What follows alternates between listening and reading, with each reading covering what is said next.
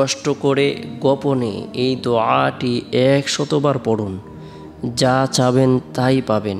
গায়েবী সাহায্য আসবে, জীবনের সকল গুনাহ মাফ হবে, দোয়া কবুল হবে, আশা আকাঙ্ক্ষা পূরণ হবে। যে কোনো ধরনের বিপদ আপদের সময়, অভাব অনটনের সময়, দুঃখ কষ্টের সময়, চিন্তা পেরেশানির সময় রব্বুল আলামিনের শরণাপন্ন হয়ে বান্দা যদি আল্লাহ তাআলার বরকতপূর্ণ এই কালামটি পাঠ করে, আল্লাহ তাআলার এই জিকিরটি করে, রব্বুল আলামিনের দরবারে এই দোয়াটি প্রার্থনা করে, আল্লাহ তাআলা তার কামনা বাসনাকে পূরণ করে দিবেন, তার ইচ্ছেগুলো আশা আকাঙ্ক্ষাগুলোকে পূরণ করে দিবেন।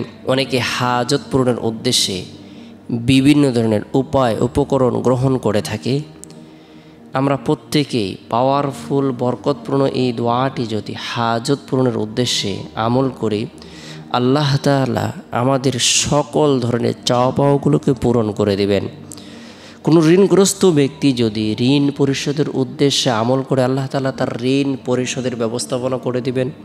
কোনো নিঃসন্তান ব্যক্তি যদি সন্তান লাভের উদ্দেশ্যে আমল করে, আল্লাহ তাআলা তাকে সন্তান দান করবেন। কোনো অভাবী ব্যক্তি যদি অভাব দূর করার নিয়তে আমল করে, আল্লাহ তাআলা তার অভাবকে দূর করে দিবেন। কোনো দুঃখ কষ্টে জর্জরিত ব্যক্তি যদি দুঃখ কষ্ট দূর করার নিয়তে আমল করে, আল্লাহ তাআলা তার দুঃখ কষ্টকে দূর করে দিবেন।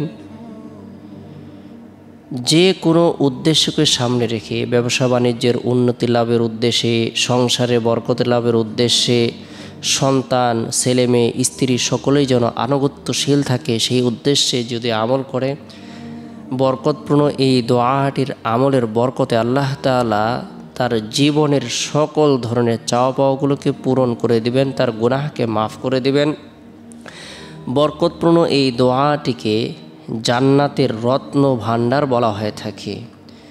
সেই দোয়াটি হলো লা হাওলা ওয়ালা কুওয়াতা ইল্লা বিল্লাহ, লা হাওলা ওয়ালা কুওয়াতা ইল্লা বিল্লাহ। অসৎ কাজ থেকে বেঁচে থাকার শক্তি এবং সৎ কাজ করার সামর্থ্য কারণেই আল্লাহর সাহায্য ছাড়া আমরা ইবাদত করতে পারবো না, আল্লাহর সাহায্য ছাড়া নামাজ পড়তে পারবো না, আল্লাহর সাহায্য ছাড়া আমরা দোয়া করতে পারবো না, আল্লাহর সাহায্য ছাড়া আমরা কথা বলতে পারবো না, আল্লাহর সাহায্য ছাড়া আমরা চলতে পারবো না, বলতে পারবো না, আল্লাহর সাহায্য ছাড়া আমরা ক্ষণস্থায়ী জীবনের মধ্যে কোনো কিছুই করতে পারবো না। আল্লাহ তাআলার সাহায্য ছাড়া আমাদের চলার উপায় নাই, বলার উপায় নাই। সেজন্য অসৎ কাজ থেকে বেঁচে থাকার শক্তি কারণেই আল্লাহর সাহায্য ছাড়া বান্দা যখন এই দোয়াটি আমল করবে, আল্লাহ তাআলা তাকে সৎ কাজ করার, নেক কাজ করার, নেক আমল করার, আল্লাহ তাআলার দরবারে দোয়া করার তৌফিক দান করবেন। সুবহানাল্লাহ। হযরত আবু আইয়ুব আনসারী রাদিয়াল্লাহু তাআলা আনহু বর্ণনা করেন, মেরাজের রাতে রাসূলুল্লাহ সাল্লাল্লাহু আলাইহি সাল্লাম হযরত ইব্রাহিম আলাইহিস সালামের নিকট দিয়ে গেলেন। হযরত ইব্রাহিম আলাইহিস সালাম জিব্রাইলকে জিজ্ঞাসা করলেন, জিব্রাইল তোমার সঙ্গে ইনি কে?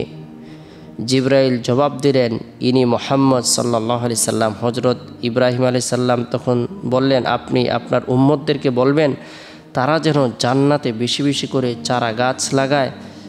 জান্নাতের মাটি উত্তম এবং সেখানে জমিন প্রশস্ত। রাসূলুল্লাহ সাল্লাল্লাহু আলাইহি সাল্লাম জিজ্ঞাসা করলেন, জান্নাতের চারা গাছ কি? হযরত ইব্রাহিম আলাইহিস সালাম বললেন, লা হাওলা ওয়ালা কুওয়াতা ইল্লা বিল্লাহ। যে ব্যক্তি লা হাওলা ওয়ালা কুওয়াতা ইল্লা বিল্লাহ পড়ে, এই দোয়া তার 99টি রোগের ঔষধ হবে। তার মধ্যে সবচেয়ে হালকা রোগ হচ্ছে দুঃখ, চিন্তা, পেরেশানি। সুবহানাল্লাহ। আল্লাহ তাআলা তার দুঃখ কষ্ট চিন্তা পেরেশানি দূর করে দিবেন, গায়েবী সাহায্য প্রদান করবেন।